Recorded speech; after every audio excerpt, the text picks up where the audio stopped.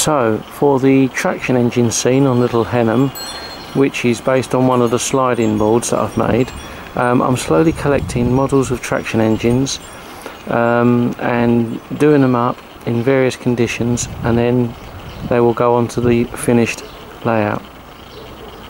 The basis of this is I'm mainly using the Matchbox stroke Lesney traction engines, showman engines and road rollers. These can be bought very cheap off of eBay, and normally they come in this condition that you see here. Usually a bit scratched, a bit shabby, there's bits missing, but at the end of the day they are cheap and you can turn them into something better. So let's take a look at this one first of all. This is the Lesney traction engine.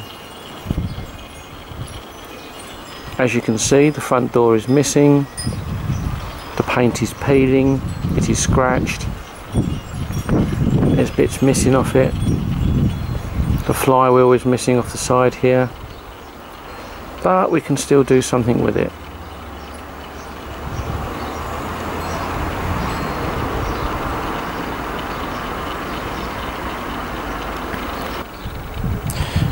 The first thing I've done with this is to have a good look around it to see what needs to be done, and I will replace the flywheel which has come off the side there, and it obviously needs a smoke box door. This particular model I am going to actually use on the layout in a scene to make it look like there's a traction engine sitting in somebody's yard, or it's actually being in the process of restored. If we take a look inside the smoke box, you'll see that I've already put an added feature in.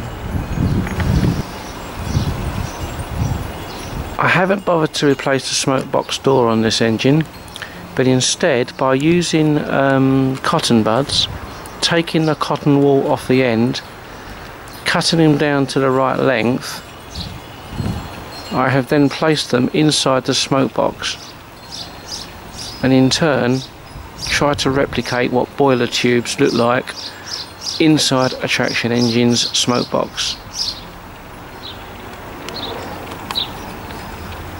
I think the effect has come out quite well, and that's all they are. Cotton buds cut down to size, and then I've painted them in genuine real red oxide paint.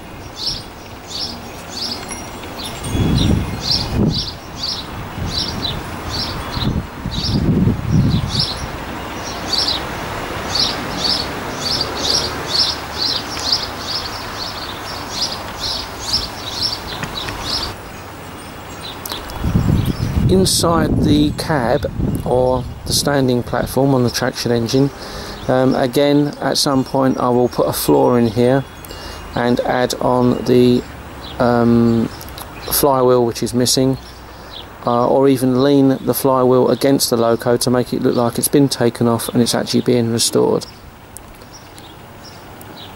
In its present form though, it does lend itself quite well to being an engine which is under the process of being done up.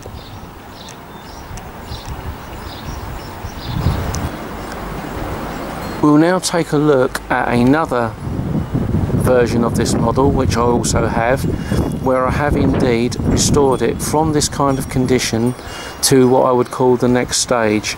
And the next stage is probably how the Lesney stroke Matchbox traction engine would have been presented when you bought it new. So let's have a look at what happens when you can restore these to their original condition. And there we go. This is probably how the model was originally sold, going by pictures that I found of it. As you can see, I have replaced the flywheel, I've given it a repaint, and the smoke box door is back on.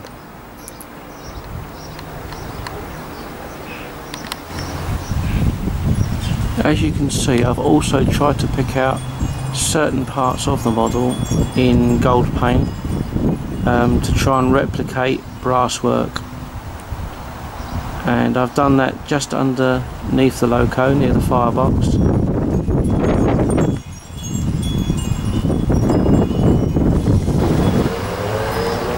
And also on top of the model, around the top of the chimney and along the top of the engine there.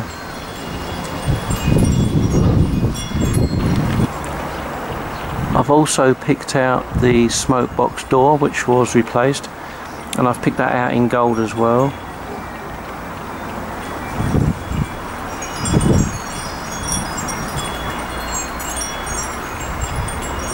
And again, that just finishes off the model quite nicely.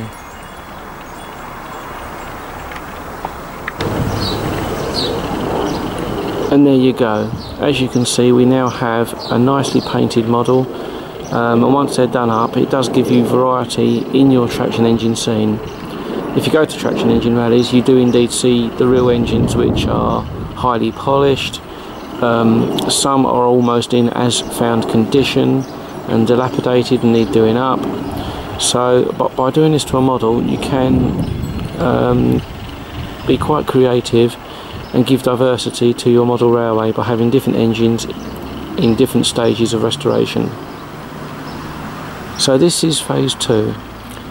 You can now go on to phase 3 if you wish, and we'll have a look at that now, because these models can indeed be further enhanced even further.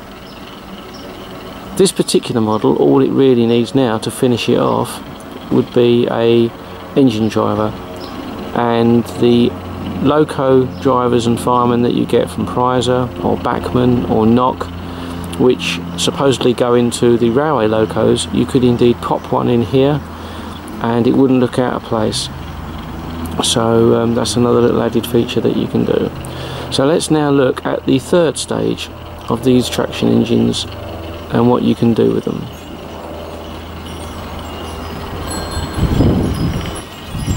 Okay, now again on this model, this has been enhanced even further. Using the previous model as a basis, I have now repainted this model. I've added an engine driver in the back, and I've detailed various different parts of the loco. In this particular case, I've chosen to go for the deep maroon colour. This is my favourite colour of traction engine. I often go to the shows and you see Burrells often painted in this colour. Over a period of time, I'm going to have quite a few of these models, and they'll all be painted in different colours, but all colours which you would genuinely see at a traction engine rally. So let's have a look at this model in a little bit closer detail.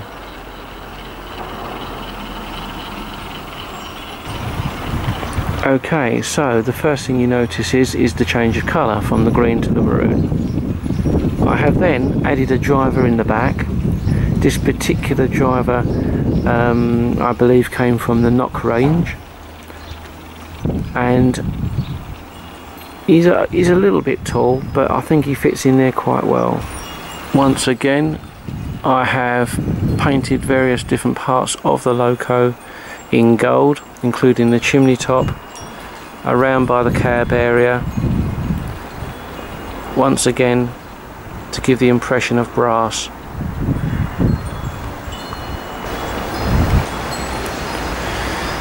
The spokes of the wheels have been repainted in the same colour as the boiler, in the maroon, and then the centre of the axles has been encoated in black to bring the detail of that out.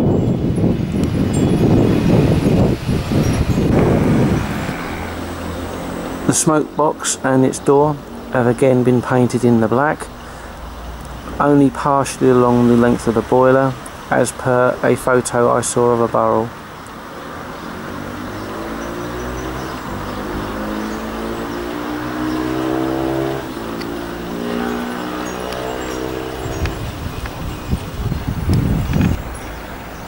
The flywheel has again had its spokes painted in the maroon, and the edge of the flywheel has been painted black. Quite often I've seen these flywheels on traction engines painted black, mainly because if they're working farm machinery and the belt is on there, they end up becoming black anyway. So I've painted that black, and again the axle stub for that has been so treated. The steering wheel of the traction engine has been painted in a silver colour to represent metal, and quite nicely the figure I've chosen had his arm in a poseable position, which lends itself to making it look like he's actually driving it. I've also added in a firebox as well by putting a piece of card on the back of the standing platform there, cutting a hole out and then colouring it in such a way that it represents a fire within the firebox.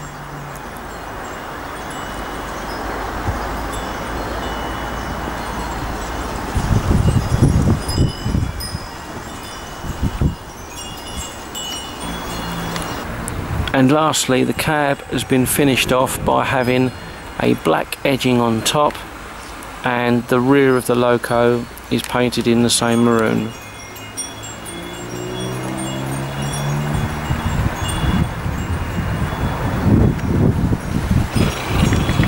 So there you have it, a cheap model to buy on eBay, which can be enhanced to whatever detail you require.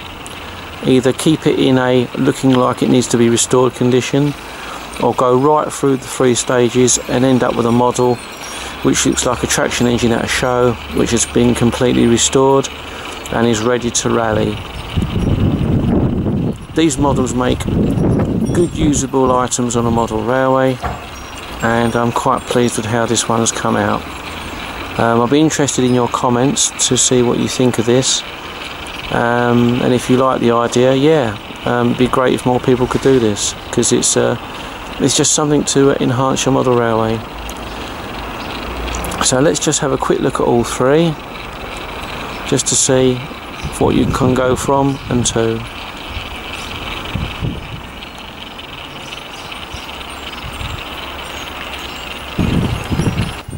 So you can go from this to this, and the amount of work this takes is probably 2 days work in order to give the paint a really good drying time. But in 2 days you have a nice model.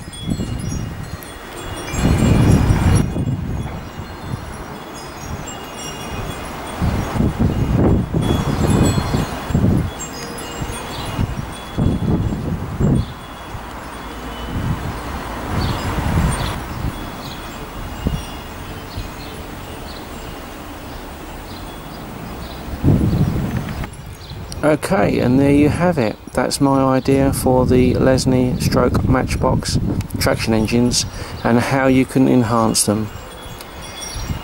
In a following video, which I hope to do in the near future, I will then turn my attention to the Showman's engine and then do a similar process for that, and then we can have a look at the results of that, and then the final video on the traction engines will be when I do the road roller, and we'll again have a look at that and see how that comes out. Eventually you end up with a nice little fleet of road rollers, traction engines and Showman's engines in various different conditions which you can use on your layout.